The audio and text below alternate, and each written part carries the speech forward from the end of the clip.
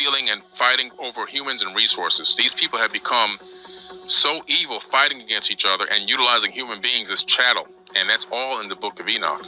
These aren't exactly the stories that, described. I don't think it's talking about the creator of the universe in that book. When I started Googling and trying to find if anybody was looking at these anomalies, I came across information about the Anunnaki. That's the name of the beings that, according to the ancient texts, came from heaven to earth. In the Egyptian culture, they call them the Natiru. And they said they came to earth and turned mud into a kingdom. In the Bible, they call them the Anak.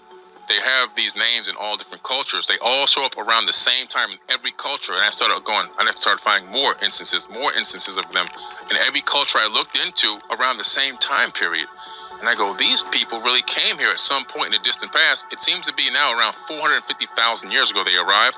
And about 200,000 years ago, according to the text, not me, they started genetically tinkering with human beings, saying they were adding their essence to them to get us to do the labor for them. So around 200,000 years ago, they started tinkering with us. And there's a famous cylinder scroll and with some text at the British Museum with Isis, the goddess Isis, who was one of the original Sumerian pantheon, not Egyptian, Sumerian.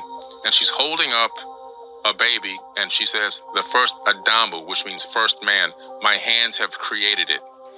And she claims to have taken this baby to term for 10 months in her own womb to create the more modern version of Homo sapiens sapien. The Anunnaki, well, the term itself means those who came from heaven to earth. And these Anunnaki are beings that came from outside of earth to earth, from many different places, potentially. But these Anunnaki, these are the original Atlantean people. They created an Atlantean civilization. How do I know this?